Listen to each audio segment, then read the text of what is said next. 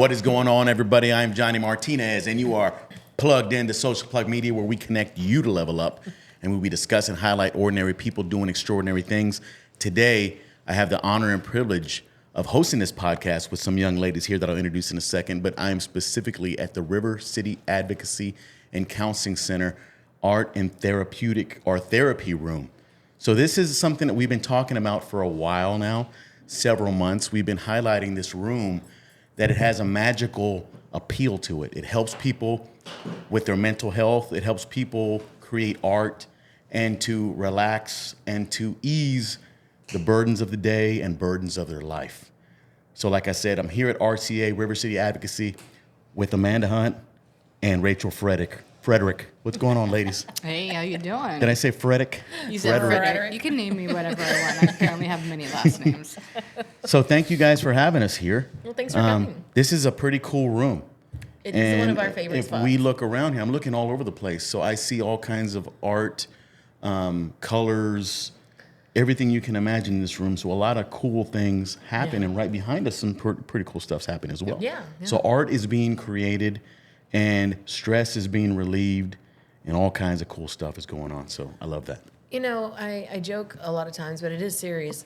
When I give people tours of our facility, this is the final destination spot of the tour because our building is designed that way. But I tell people all the time that don't understand how we've grown into this space is when we had our little art room in the old building that we were leasing from for 10 years across from Worstfest. It was probably the size of our storeroom went back here, and now it's grown into this. And I tell people throughout the tour, you're going to see artwork all over our building and in this art room. And it is all done by people that come to River City Advocacy and use this as their outlet. And so it really does have an impact when you come in here and you see the work come to life from people here that use our services and use our therapeutic art room for their own needs. Yeah. Yeah, absolutely. Another thing that we do is, in this space is we build community. So we're here and we're doing art, day in and day out. Anyone can come in and do a project, and sometimes we have people teaching different, art mediums for folks. But we also celebrate holidays and birthdays and all these other events. So this is truly a place where we build community. And we talk about in mental health, like how do you impact a community by providing space to create mental wellness and mental health in general. And this is truly that space that we do that. And people come here, and there's friendships and there's conversations, and you can show up and you can be having a really bad day, and that's totally fine. And the people here will build you up and bring you up and help you to feel better. And I see that day in and day out. That's why this is my favorite space at RCA. Yeah. And, it's honestly like we are making an impact on the greater community in the same way.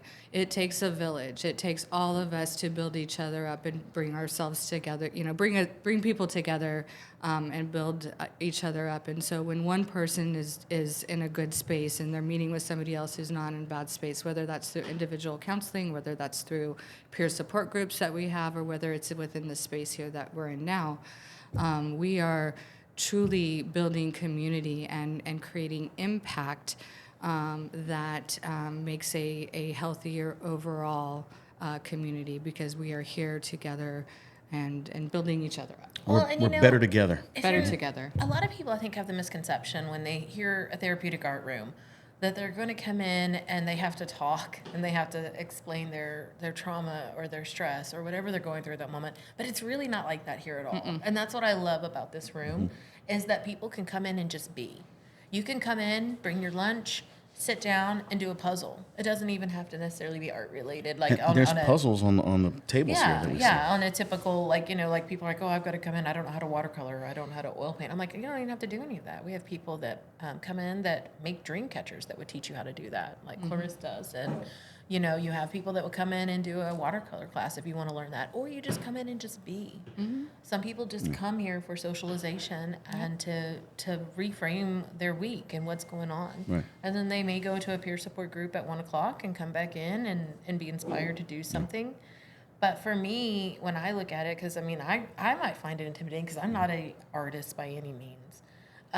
But I do find when I sit down, like we talked about in our last podcast, and I actually just kind of focus on something that I'm doing with my hands, whether it's, you know, painting, sketching, coloring, crocheting, whatever, my mind calms and it brings peace. Yeah, because you forget about the burdens of the day or Right. whatever you're going through, and now you're focused on creating this piece of artwork or a puzzle or whatever. What I love too is when we walked in here, these young ladies behind me were singing. Yeah. You know, and yeah, they said, "Hey, do you mind us singing?" I'm like, "Absolutely not. That's it's entertaining to me, and it's helping you. Yeah. So whatever helps you get through the day or whatever you're going through, hey, let's do And it." singing brings you joy. Right. Like, Yeah. right? Like, who doesn't want Yeah. to experience some joy of someone else? It helps you feel joy as well. You I don't know if receive my that singing energy. brings people joy. I'll be Yeah. honest. I think I've seen you sing karaoke. Am I wrong about that? You may have. And I'm sorry for everybody else who has too. Yeah. Hey, maybe we could do some Public karaoke in the art apology. room one day. Public apology. That is totally a possibility. Yeah. Oh, if I could, you know, I love me some Dolly Parton and Kenny Rogers' "Islands in the Stream." That's my go-to karaoke. Is that your Yeah. that's your top? But you have notch to have a song? duet, so you have to have somebody carry it with you. So I like the safe route. That's some Johnny Cash, Folsom Or Bon County Jovi, Blues. because people will sing with you. Okay, Ring of Fire. Yeah, they'll help you out. Yeah. So- or anything Journey. Yeah. People will help you out. And just like art, if you like you mentioned, if you don't know how to do something, you can just reach out and somebody will help you Yeah. as well. So just like karaoke and just like in life, that's what River City Advocacy does. If you're having some trouble doing something, they're going to help you Absolutely. get over that hurdle. So let's talk a little more about the room and the programs you have here. So art therapy, what exactly is it and how does it differ from traditional art making or other therapeutic practices? So art therapy, why is that important and how does it differ? The thing about, you know, like when you look at art therapy, it doesn't have a strong, like textbook definition of this is how you're going to process through it. Like when you would look at cognitive behavioral therapy, this is what you're processing through. This is the outcomes and all this. It is different for everybody because art is different for everybody. And so I think that's what I love about it is it is so broad that it can take on so many different levels of therapy and how it's going to help somebody. And so that's, again, why I tell people, I'm like, don't be intimidated by the name art therapy. Like, you're not going to come in and we're not going to expect you to be Picasso and come in and leave with a huge painting or something that we're going to critique. No, it looks different for everybody.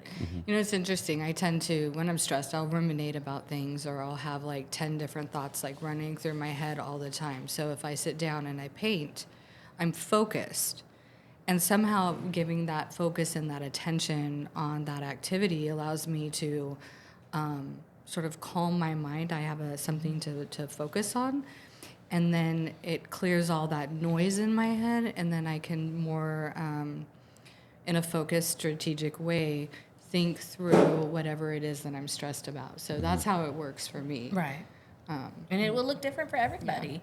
But what I also love about it is the way it helps you express yourself. You know, there's some times when I will see people that come in here and paint things that look like they're having a really great day, and it comes across in their painting as joy and bright colors and things like that. And then you have times when people come in and paint something really dark and don't want to talk about it, and that's okay too.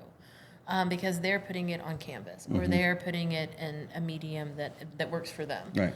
But then also I've seen a huge benefit for people with self-esteem, you know, coming in and painting things and then seeing other people's reaction to it when they think it might not be a big thing, and then they see the reaction and I see them grow on the self-esteem spectrum, you know, and I love that. Yeah, absolutely. If you were painting art today, this is for you too. Painting art today, what kind of picture would you paint? Something bright or something gloomy?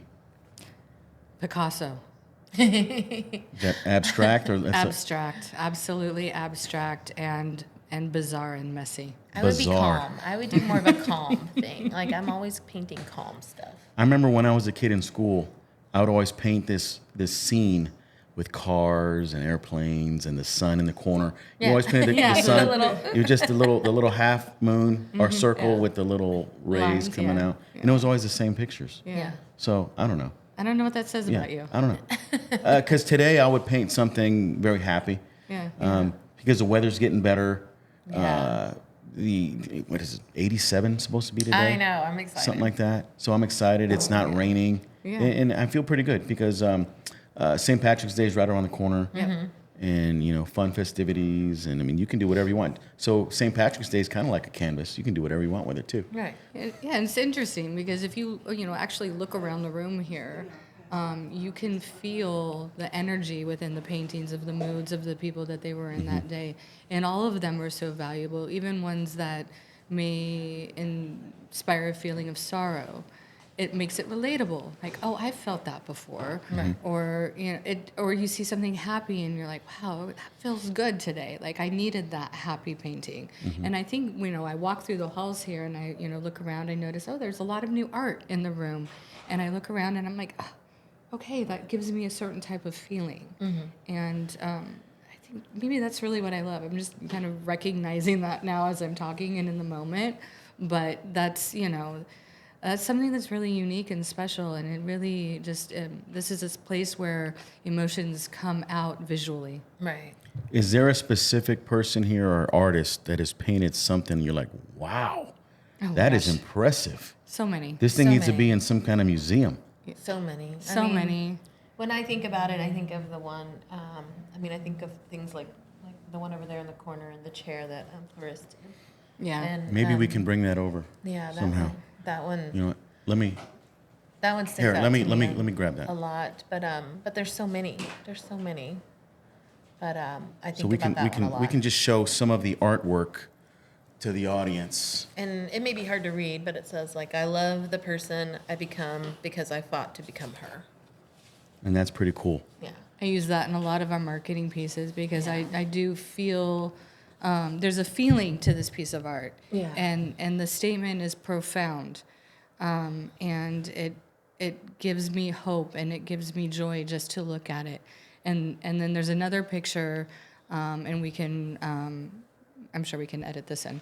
But there's a picture of hands that are coming up that I use all the time in our marketing. And it's just, for me, that image represents hope. It represents support. And when I come in and I'm struggling, I'm having a bad day, I look at that picture and I remember there's still hope. Right. And it's not the happiest picture. For me, I see it and I feel that when that painting was done, at least in my mind, I don't know what they were feeling, but in my mind, that person was reaching up for help and reaching up for support, and was grasping at hope. Right. But that doesn't make the picture necessarily sad. It gives me hope that I can also get through times where there's struggle, and all I have to do is reach my hands up, whether that's to God, whether that's to my friends, whether that's to my family. I just have that moment of like, I can get through this day too. Right. And I need help. Yeah. Kind of like a little child just asking for your parents to come to you. Yeah. It's that safety feeling. Yep. Yeah. You know what I love about doing the podcast here today? This is an active program. We are just doing the podcast in this room. There's things going on. So there's a lot of movement and people might be chattering, talking. So we are in their element. Right. And it's an honor and privilege being able to do that. We're not in some studio that's quiet and we are in the River City Advocacy and Counseling Center art and therapy room. Right. So what happens here, and Right. this is great. So with all the art going on, do you guys have like guided or instructed programs as well, where somebody comes in and says, "All right, everybody, we're going to paint this today or do this puzzle"? We have volunteers that help with that. Yeah. They'll come in, and some of our people that come here every day are very talented, obviously, as you see around us, and they will be like, "I want to lead a class on a watercolor, or I want to lead a class on painting pottery. I want to lead a class on dream catchers or something like that, or crocheting," and we allow them to do that. We advertise it, put it on our social media. we're going to be doing this. You sign up in the art room or call ahead and sign up so we know how many spaces we have. And you're welcome to come do that. And there's no cost to anybody that comes in to do that. Yeah. Yeah, I love that. And then there's the free space too. You Yeah. know, it's the both and. Yeah. Yeah, and you know, and again, the family celebrations, there is such community here. There is, you know, at least probably 20 or so regulars that come here all the time that are mentors. Not, you know, maybe they didn't think of themselves that way, maybe they don't title themselves that way, but they are truly mentors to the newcomers that are here and help them to understand and become part of this community. Right. It's just, you know, again, just such a special place. Right. I love everything you're saying and everything you guys are doing for the community and for the individuals. And it in kind of this. goes back to what we've talked about many times on our podcast is you're not alone. And even when you come in the art room, you're not alone. Like somebody will help you out if you want the help. Is there any misconceptions about art therapy? When I think of misconceptions of it, again, I think if it's the, you know, oh, I've got to be an artist to enjoy it or to benefit from it, and you don't. Like, you don't have to be great at painting or sketching or crocheting or anything to be benefiting from art therapy. You might not have ever painted anything before. Right. Just come in and try it. Right. Yeah. Exactly. You know, Yeah. you don't know till you don't know. Right. So, are there some costs associated to any of this art or anything like that? Is it free? Does it cost something? When I, you know, because I'm the numbers person, the guru, when I look at like cost, it costs us to run the art room. You're looking at right around like $2,000 a month or so. Okay. If I had to put a cost down from everything from like, you know, bricks and mortar, staffing, supplies, things that we provide for everybody. You know, that's what it kind of looks like in a nutshell, you know, without giving a detailed budget accounting. But that's for our cost to absorb, but that's not what we charge. We don't charge people to come in and use the services. Right. And that's awesome as well. I love that. So the donations and sponsorships, because you have events coming up that we'll talk about here in a minute. This money coming in helps buy brushes and canvases and things like that. I mean, we do get people that donate, and we're so grateful for that. But there is a cost, you know, to buy the supplies, and you know, we have a staff person that is in the room 4 days a week. So there's a cost to salary, but you know, just in cost for building space, all those things. So yes, there's absolutely a cost to it. There's never a cost to the participant. So because of that, we solely rely on you know, alternative funding sources, whether that be grant donation, individual donations, which are so important, or you know, foundation grants where we can talk and they have a passion about a therapeutic art program. So federal funding is a big part of it as well. Yeah. It's definitely It's a hot topic lately. It's pioneering a new territory with federal funding for sure. right. With everything being on hold right now, and that is Can you give us some insight? Yeah, yeah, it's definitely. about half of our budget overall for our facility is federal funds. Because I was really big on when I came over here in 2021 to diversify our funding from not just receiving foundation grants and individual donations to finding some federal resources, which are now on hold. Yeah. So that does get a little ominous at times when you're thinking about, like, you know, does it keep me up at night? Sometimes. Yeah. But in the end, I know that it's just temporary. I mean, hopefully things will come back. But if they don't, then I know that the community feels passionate about us that will help us. Yeah, you know, as the development director, it's like I feel like I really need to keep my hand on the pulse on this one. So I try to stay up on reading and kind of where we are. And, you know, any funding that's already allocated is guaranteed, but we should all be bracing for a hold on receiving those funds. Right. And we all have to be extremely diligent in our reporting and making sure that it's timely and making sure that it's accurate now more than ever. I mean, they're just taking a hard look, and they should, you know. Yeah, they I mean, should. It's there's been a nothing- long time coming. It's been a long time has. coming. It's just happening really like an explosion is what it feels like. And we will land somewhere, and there will be federal funding for programs like ours. But it is definitely a place of anxiety where I may need to come sit in the art room for an hour or two to kind of process after sitting Yeah. through a meeting where it's like, make sure that you have all your T's crossed and your I's dotted, and that you're getting your reports in on time and that they're accurate, and make sure you have reserves, and make sure you're looking at other funding sources. So, immediately when I say when I hear half of our funding is coming from federal dollars, and we're at minimum in a holding pattern with no guarantee on what the future looks like, it's important now more than ever for individual donors, for corporate sponsorships, for us to get the message out to our community to realize that we are a critical resource in New Braunfels. We are changing the needle on mental health within our community, because we are there for people who otherwise could not access care. And Right. we have some truly powerful testimonials that that we'll be speaking to, that we'll be sharing on our social media soon. But it's, And you've talked to people too. and you've talked, yeah, exactly. And it's, but now more than any other time in my career of fundraising, where I have learned to really rely as my primary funding on government funding, and then secondary foundation funding, and then third corporate, and then individual. All of a sudden, it feels like the tables are turned, and now I have to focus so much more on business, partnerships, business connections, Right. corporations, really making sure our foundation relationships are strong, because they're going to feel the impact as well. There's cuts there. I mean, it's just we're in different times. Right. Well, I think that more people will lead to foundations that maybe haven't in the past because of their federal funding, because obviously we're not the only one affected. Right. I mean, it is all over. And so I think a lot of people, when they see that they may not get that renewal for the federal funding, they're going to lean on foundations. And then that's for people like us that are split. Then does that mean that we may not get it from that side? So it's definitely different times to navigate through. This is a different Yeah. a scenario where now you individuals, you're leaders, but now you're going to test your ranks as a next level leader, because now you're going to build even more relationships in the community. Right. Now you're going to figure out, okay, we can't get federal funding, or we can't get it now.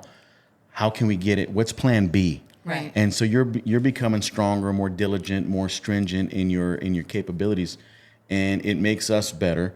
And in essence, you're reaching out to the community. You're building a stronger bond, not only with corporate and individuals, but you're building bonds with the people behind us and beyond as well. So Right. it could be a blessing in disguise. Hopefully, we move past it, and the powers that be. Right. And we will. And we're in a place the organizations that survive are always the ones that know how to adapt and regroup when something like Right. this happens. Yeah. This isn't the first time in history where there's been a massive cut in a primary funding source for an organization, and you get through that by being flexible and adaptable. One of the things that RCA has done very well over the last few years is we have partnered very strategically with other nonprofits in town, so that we are collaborating. We're not recreating the wheel. We are enhancing our services by listening to what the community needs. Right.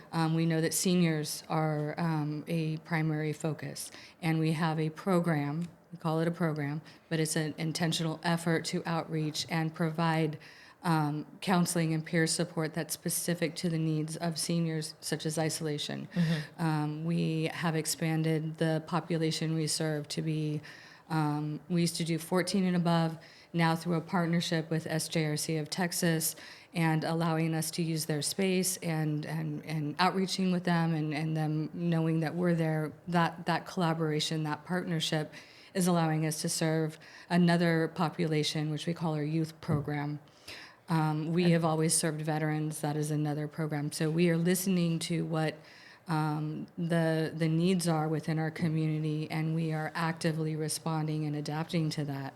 And I think that's one of the ways that we will survive. And we are very, very intentional about making sure that we are involved in our community and working with other nonprofits in concert to enhance our services. It also makes us, in general, Right. more competitive in our grants when we. Well, and You almost said collaborative, and that is the key that I'm thinking of. yeah, I mean, It we are is. collaborative Because for you're sure. deliberately reaching out to these people and you're Right. building that connection that you may or may not have done before. And this is not only for you, this is for other nonprofit organizations as well. Now you're reaching We across have the to lean on each community other, yeah. and saying, man, let's get this. And now you're building a bond, and now you're dealing with other smart people that are going through the same exact thing, and you're all getting better together. Well, and even last night on our social media, I don't know if you saw it, but I mean, First Footing is our transitional housing for those who are experiencing homelessness here in New Braunfels, and they invited us to do once a month at the time art therapy there. Kind of like back to what we were talking about at the beginning. They invited us to do that there, and helping people there that are experiencing homelessness have a different outlook. And the post last night just really spoke to me and Rachel. I mean, and even, anybody else that saw it, hopefully it spoke to them too. But now, because we collaborate with them, they've received a grant where we can go there once a week as opposed to Nice. once a month. And we can actually have a little bit of a return on our expenses to cover that, because of that. So, I mean, it's not all doom and gloom with the federal funding. It's just re-strategizing Yeah. and being collaborative. And becoming more resourceful. Right. Yeah. Resourceful, prepared, ahead of the curve. You know, Yeah. all those Thinking outside types the of Proactive. box. Yeah. Yep, outside the box. I mean, we've always had a relationship with Recovery Works in terms of we knew of each other and we were resource and referral. But at one point we were working on a collaborative grant, and in doing that, we went there and our staff got to see their program and meet their staff and how they did their work, and vice versa. They, come to us and toward our building and seen what we do. And we've had intentional conversations, and now there is an MOU with an intentional partnership. So it's not just enough to know who the other nonprofits are and have an idea of what they do. It's really building those relationships with them and learning how they work so that you can do a warm referral. Right. And when you make that referral, you know exactly what that program's about and how it will benefit. And not just for Amanda and I, but for the staff that are actually there making the referrals, like our Right. counselors and peer support specialists. So it's a win-win for everybody, and we've been doing that for the last 2 years, and it's growing, and I think that is what will help us get through this rough time Yeah. that we're experiencing right now with the federal funding. 100%. So you mentioned SJRC of Texas. You guys are in lockstep with that organization to help with what you do, mental health counseling and things like that. Is there any other agencies or any other organizations that you want to give a shout out to that have really helped you guys grow? Oh my gosh, or there's so many. helped yours? So many, and I'm going to say a bunch, and then I'm going to feel bad Like, because it's I forgot so one. many. Yeah, I mean, definitely. If we talked about First Footing, Recovery Works, we have Connections, and that's our teen shelter here in town, and Family Services, and Eden Heights. Eden Heights. Even from the Comal County Crisis Center, like they refer after they max out of their therapy sessions there, they refer them here. So we work in close partnership with them. Yeah, Laurel Gardens is another senior community. Yeah, and so it's we were trying to be definitely more strategic in who we collaborate with, as far as like making sure that we can help them as much as they help us, so that it's an equal partnership. But we are definitely growing on those collaborative sides. I mean, those are just a few that we're just coming up with off the cuff. We're probably Right, and if we forgetting forget somebody. one of you, we're so sorry. Yeah. We love all of you. We appreciate all of you. I think that's one And of the Veterans Treatment Court. Veterans Treatment Court. I mean, that's my favorite part of the job, is building the relationships and the collaboration, so that when we serve somebody around mental health, if they're struggling with something else, or there's another nonprofit that specializes in services, we don't do psychiatry. So MHDD is a very key partner in who we work Yes. with. And have been for decades. And yeah. exactly. And so, shout out to all of them. And again, sorry if we've forgotten one of you, but it's knowing that we're not just here thinking about mental health and then going, oh gosh, well, you have these other problems. Right. Here's a flyer of another program. It's a true partnership where we're able to say, okay, we are recognizing that you have this need. It is not in our wheelhouse to serve you, but we know exactly where to refer you to, and let me call up, Johnny or Jenny or whatever, and have a conversation that we're going to make a referral to you for this person and know that it's going to be responded to. And I think that's unique to New Braunfels, from what I've seen. I mean, I've done nonprofits in larger cities like Houston and San Antonio, and I've never really seen that. I was talking with some leadership team people at McKenna this morning, and talking about like fundraising in New Braunfels and building collaborative efforts in New Braunfels, where you're not seen as competition, you're seen as working in concert together. And I love that, because coming from bigger cities, you don't really see that. In Houston, it was, oh, well, if I refer them to them, then they're going to get the funding for that person. And it was very, very kind of not ugly, but just uncomfortable. And here in New Braunfels, I feel like all of us as nonprofits really work really hard together. Yeah, I mean, the truth of the matter is grants are competitive, but what if we all just join, and we do this, and again, through MAP meetings and mental advocacy partner is what MAP stands for, right? Yes. I got that right. Okay, I'm just making sure. I got that right out of my brain, because we do speak in acronyms and forget that and some then people forget don't know. that there's actual words that go with that. So we do that pretty well in New Braunfels. But just knowing that that we are collaborative and we're working together to meet the needs of the whole person. But what I was trying to say is, like, if you just get everybody in a room and you throw it out on the wall, here's everything that each organization does, and then you look at the gaps and then go, okay, all right, these are gaps that we need to fill. Which organization has the ability or capacity to fill those gaps? That's what makes a true community, and that's where you make a true impact. On a community, is by bringing these services together and making sure that all areas of need are there, and then partnering, collaborating, to find the funding and the resources to make it happen. Partnership is key to a healthy community. And we recently started being more intentional about our tracking on how many people refer to us from other organizations and things like that. And so we do need to move the needle and get better about tracking that on a different level. But we are grateful, because we do get a lot of referrals from other nonprofits here in town. I love that. So, Rachel, what you were saying, the way I picture it, we have a puzzle. Let's picture it a 100-piece puzzle. And you can't build that puzzle completely without every single piece being in place. Right. And if one piece is missing, then the puzzle's not complete. Right. So you have to fill that up, and RCA and SJRC and all these other agencies that you've mentioned are all a And we piece of that. don't need 10 different puzzles Right. with partial pieces. We need one puzzle with all of the pieces working in concert to make a picture. And when I think about it, it's funny you say that, because that's exactly, my mind goes to that analogy of, I was told once in my young nonprofit career, like 22 years ago, like a guy told me, he tells me this story, and I'm pretty sure it's an urban legend, but, and he said that there was a father and a son, and a father was in his office, and the son is there, and the son is like 6 years old, and he's like, Daddy, I thought you said we were going to go outside and play. I thought we said we were going to do this. And he's like, Dad, I got to finish this. And he takes a National Geographic magazine that has like the picture of the Earth on it, and he tore it up in little pieces. He said, hey, when you put this puzzle together, then we'll go outside and play, because he's thinking that's going to buy him some time. But he didn't realize that it was a picture on one side, but he didn't realize there was Earth on the other side. So the kid comes back to him and he hands it to him, and he's like, hey, here, I've done it, Dad. Can we go outside and play now? And he said, how'd you do that so quickly? And he said, well, it's easy. And he's like, when you put the world together right, or the little boy together right on this side, the world comes out right on both sides. And so it was kind of like, so that's kind of like here in our community. Yeah. If we can all come together and build our organizations right on one side, then our community on the other side is going to come out right. Yep.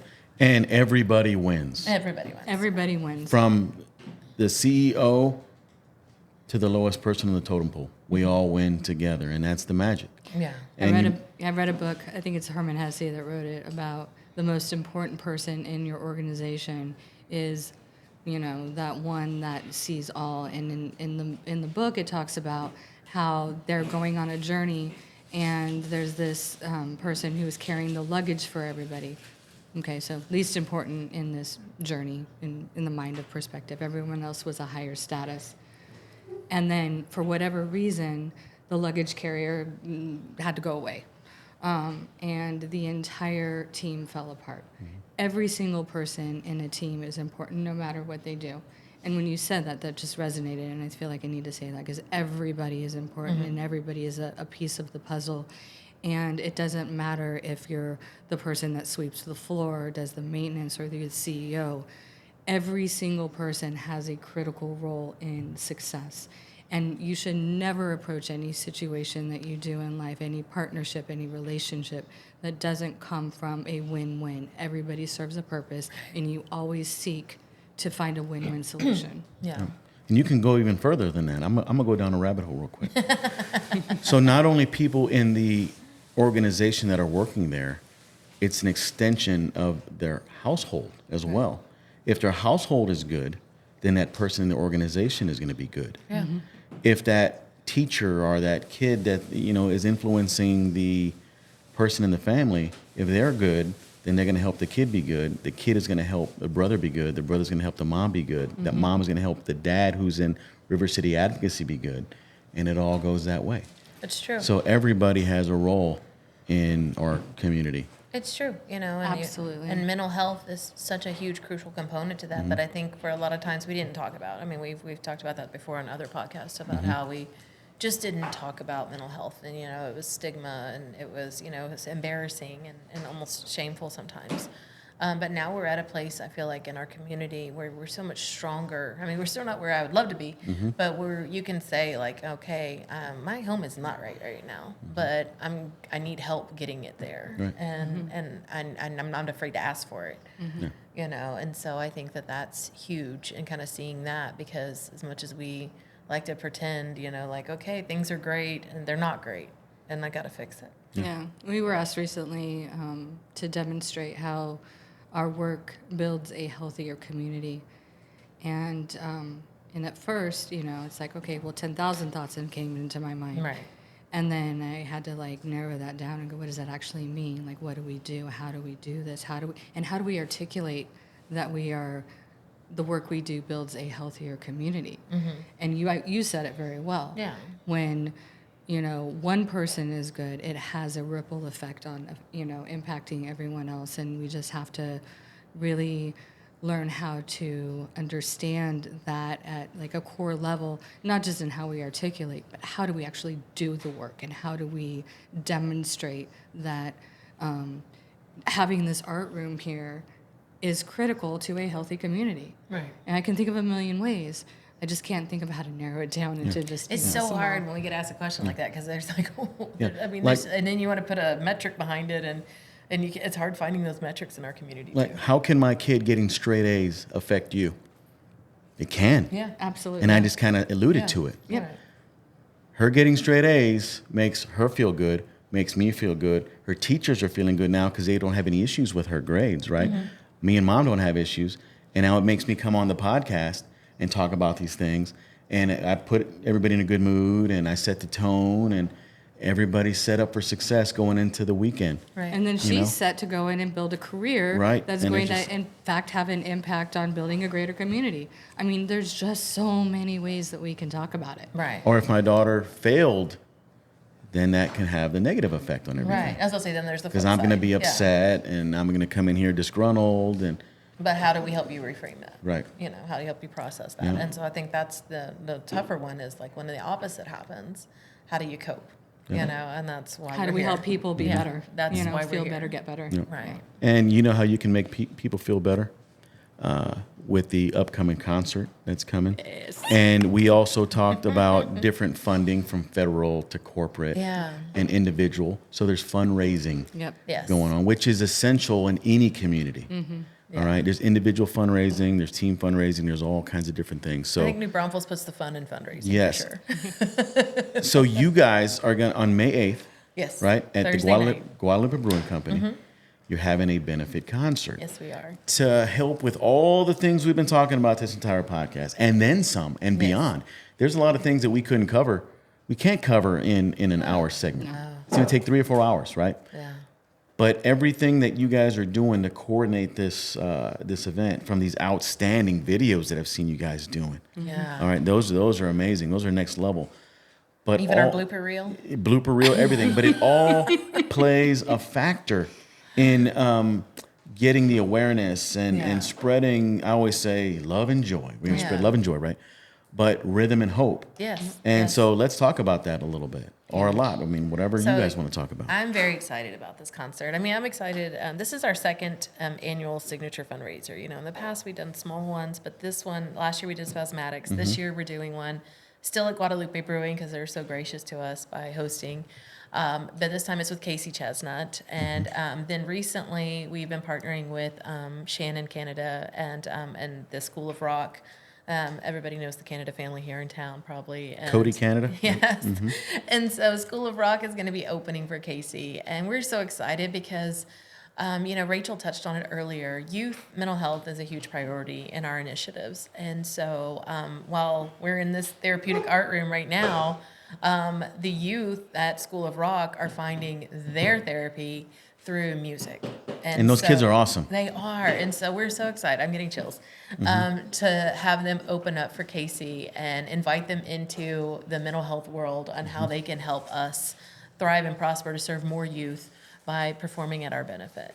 And so this fundraiser is going to be so much fun. It's going to be so much for people in the community to come out and support us, and I hope that you do. The tickets are very reasonable, in my opinion, compared to most fundraisers. It's $50. But with that, like I said, you're supporting a great cause. You're supporting people in their mental health journey, and some of that is you, maybe, and maybe it's somebody in your family or somebody in your close circle. I know that there's somebody that you know, if it's not yourself, that benefits from our services.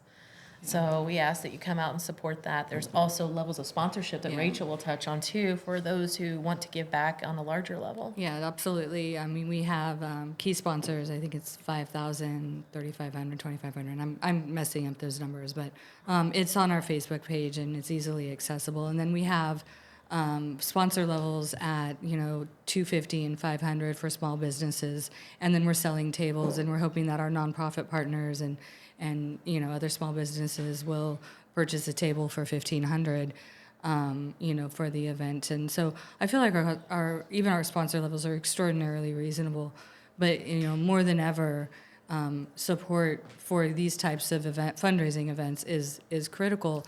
And I can tell you a million reasons why, and we've talked about a million reasons why on this podcast today. But if you really want to hear from other sponsors who have supported our event, our Facebook page has 3 incredibly powerful testimonials from last year's sponsors that talk about why they support RCA, how it benefits them, what their passion is about the work that we do. And I think that speaks better than I could ever say about why you should support us. Right. I mean, it's just we are a true value add to the community. We are a smaller nonprofit, and your support at a local level is just absolutely critical. And I can't emphasize that enough. In the state of affairs where we are today, where funding is scarce and limited.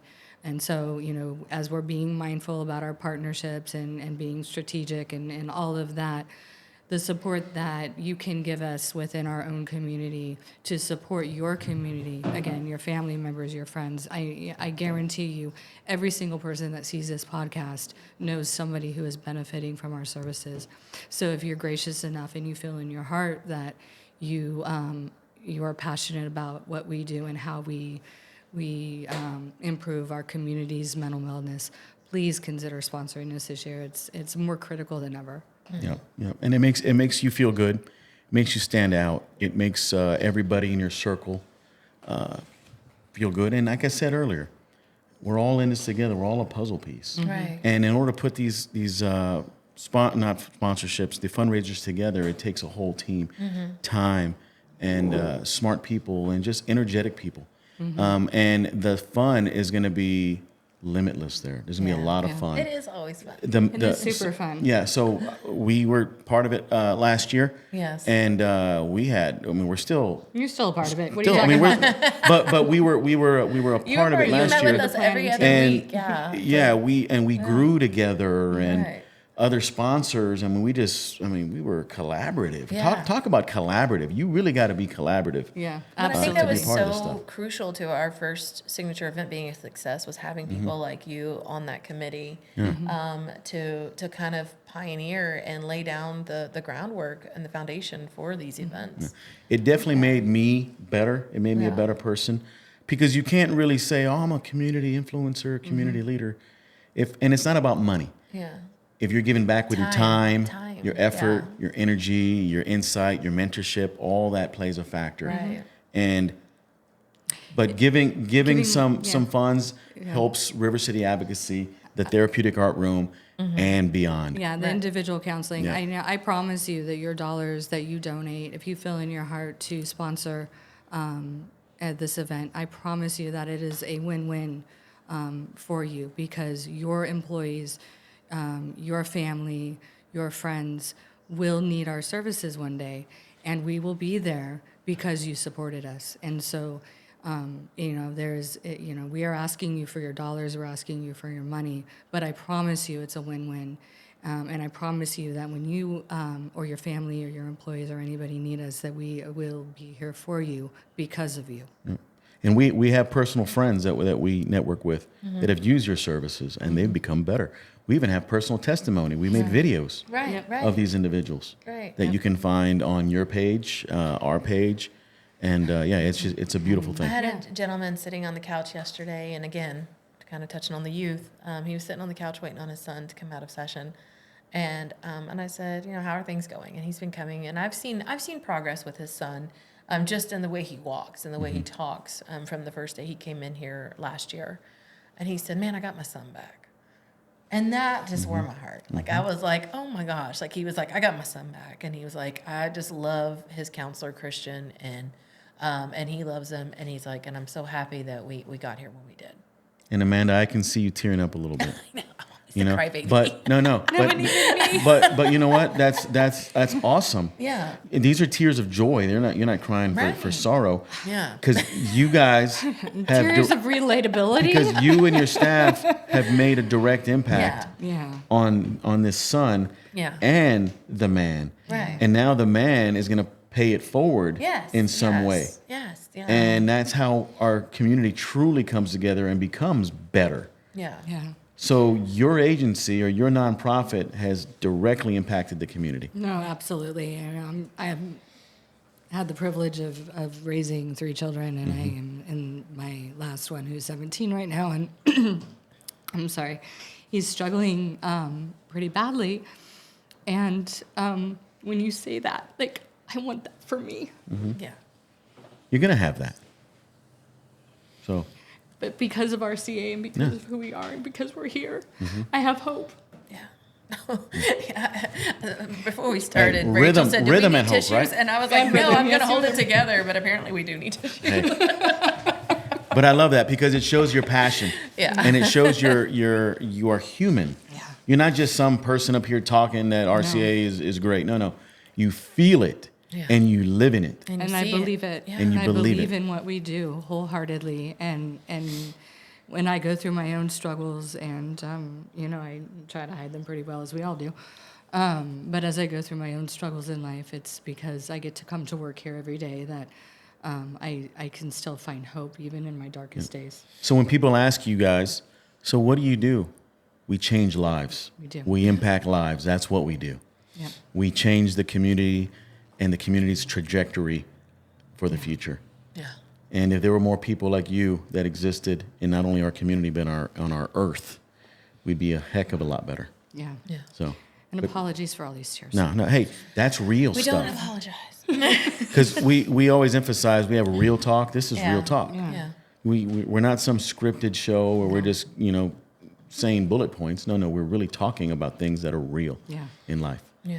But ladies, we thank you. Do you have Thank anything else to talk about with the upcoming event No, or I just anything really else? hope everybody comes out and Yeah. just, even, I know it's a lot sometimes on sponsorship, but even if you could just buy a ticket or two, that would help us too. Yeah. Buy a Everything ticket or helps. two for a couple, for a young couple who might be going through some stuff, or Yeah, for or a family. gift, a birthday gift. I mean, it's Yeah. just, Yeah. we really made this an affordable event for everybody. And, and Casey Chestnutt is a very popular musician that, you know, even if it wasn't a fundraiser, people should come out and see him because he's amazing. I'm just kind of manifesting that his dad, Mark Chestnutt, shows up too, but I don't know if that's going to happen. Yeah. Stranger things have happened.